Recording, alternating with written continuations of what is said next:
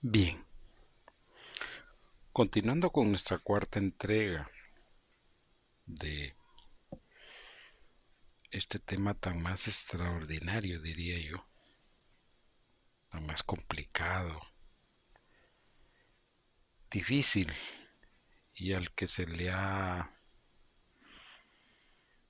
eh,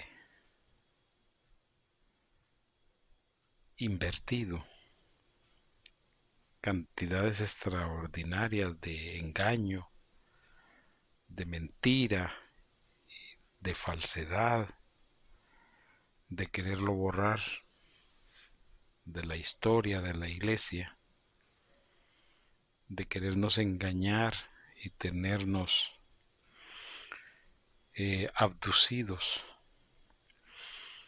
en un mundo inexistente por la religiosidad, el paganismo, por el paulismo, por el pedrismo, por el juancismo y otras hierbas,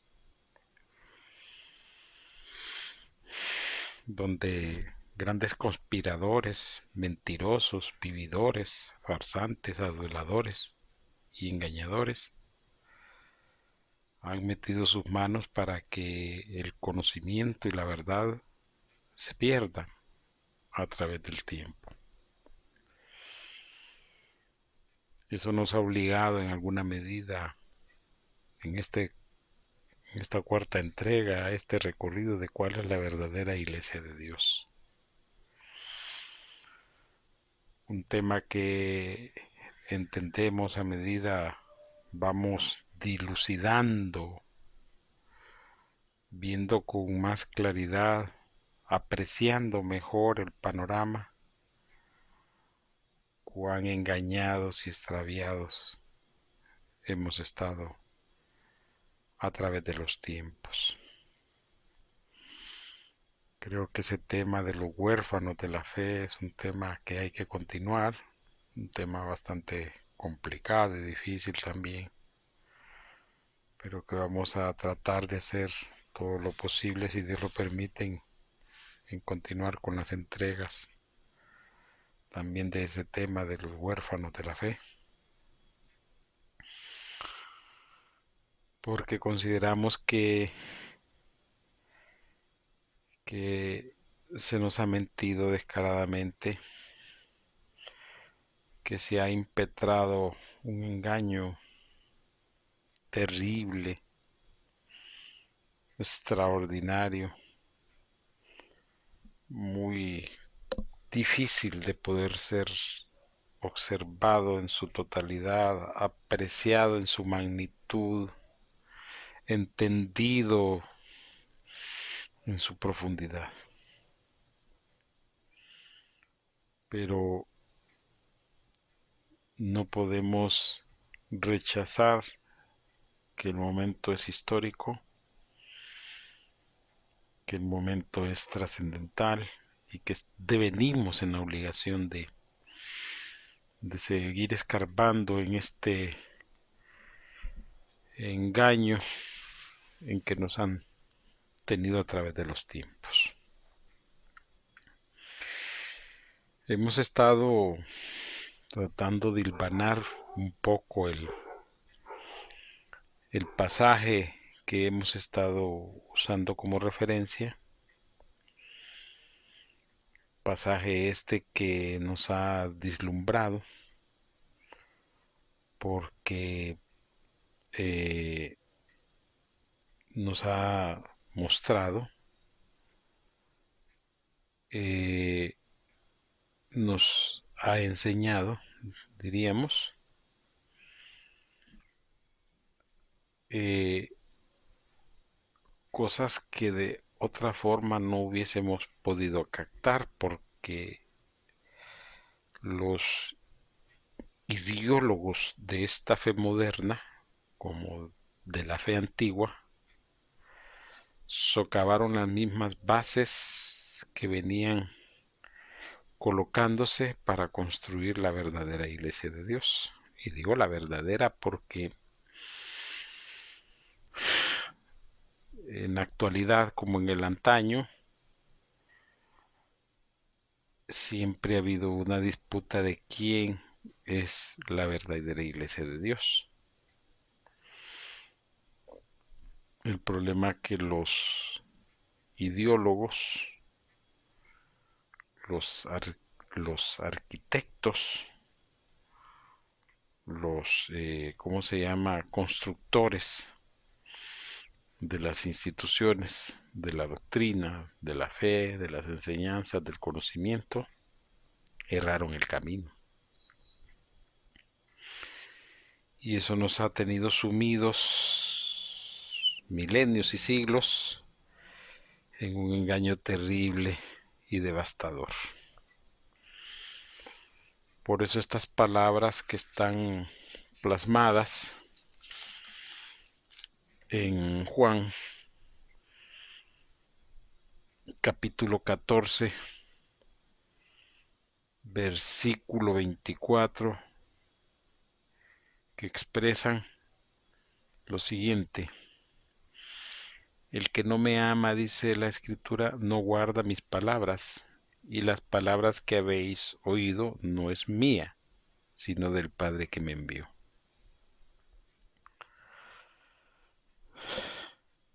Este pasaje, que no queremos ahondar mucho en él por el potencial, por las reglas cabalísticas que se encuentran en él, por la irrupción que tendría en algunas personas, por el devastador mensaje que se guarda en él, nos evitan o no nos permiten desmenuzarlo todo. Tenemos que tener ese cuidado en la medida que no pongamos las bases y los fundamentos suficientemente fuertes que soporten las verdades que están contenidas en este corto pasaje de Juan capítulo 14, versículo 24. Pero no podemos huir de esta declaración del Mesías, donde nos revela un hecho extraordinario, terrible y devastador. Voy a tratar de no imbuirme mucho para no alejarme del tema principal, porque si nos metemos a las reglas cabalísticas iremos a dar a otros lugares que no son, entiendo yo en este momento, lo que andamos buscando. Pero sí me voy a referir a esta declaración potente y controversial del Mesías Jesús, que dice: y las palabras que habéis oído no es mía. Vuelvo a repetir: y la palabra que habéis oído no es mía, sino del Padre que me envió.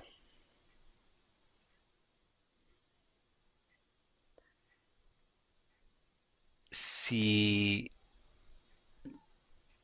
hacemos un esfuerzo extraordinario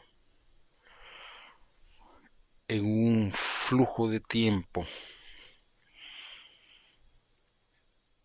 y colocamos estas palabras con el propósito de que nos permitan entender la dimensión de lo que se está aquí hablando,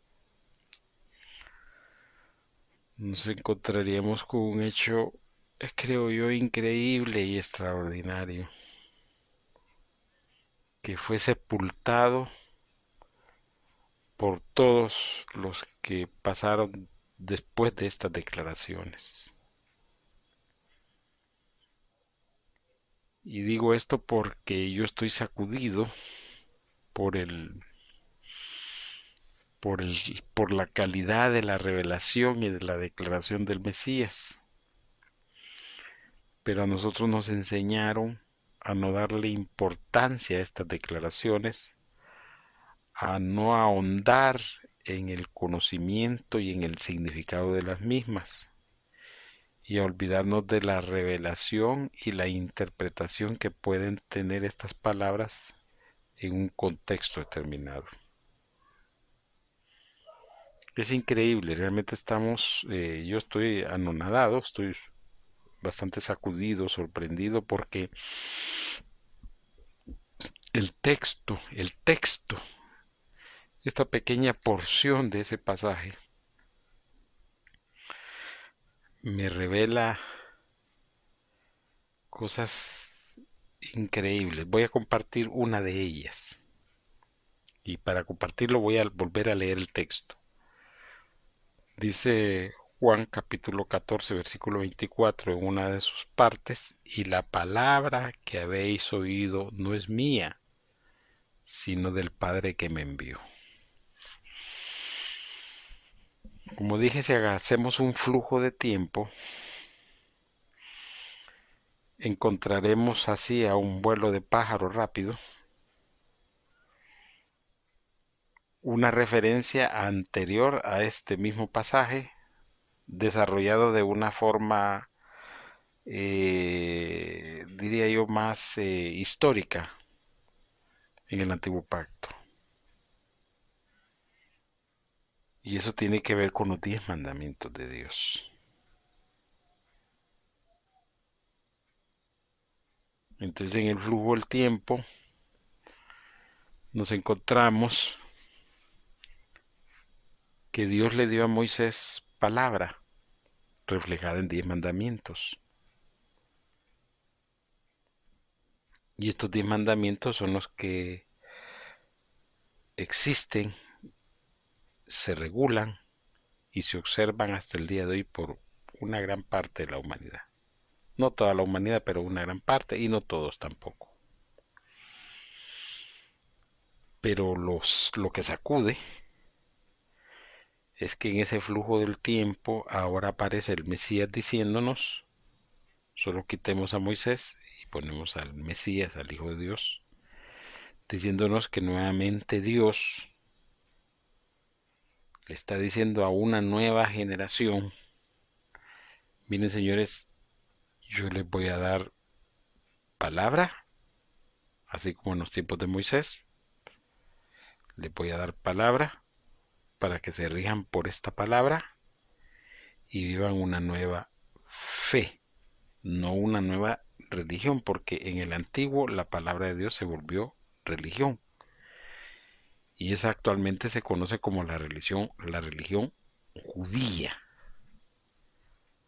Pero aquí el Mesías nos está diciendo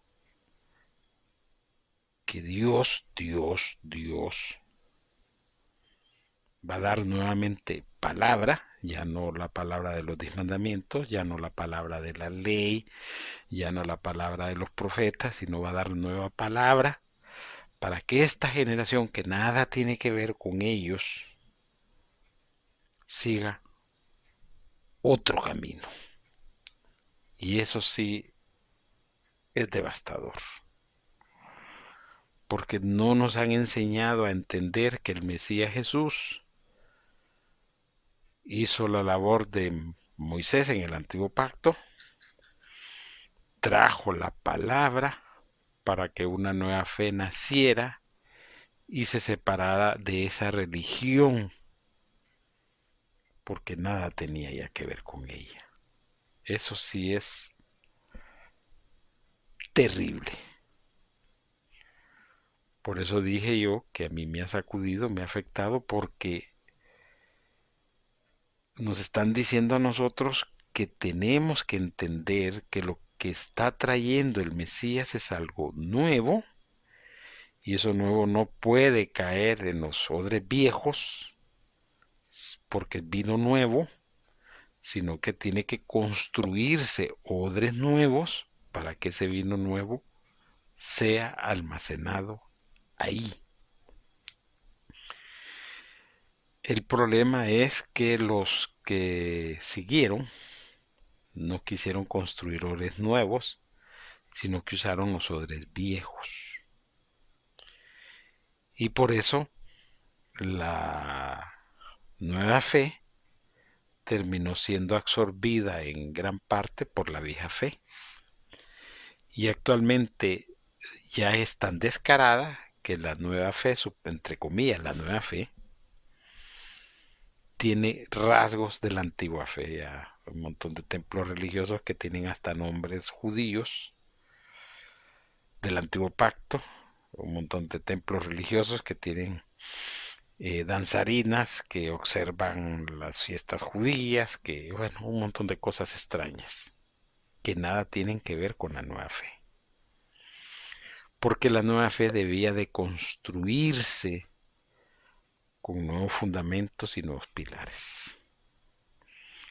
Como pueden verlo, estamos entrando a un terreno terrible, peligroso, porque sobre esto le han echado volquetadas tras volquetadas tras volquetadas de mentira, de engaño, de olvido, de falsedad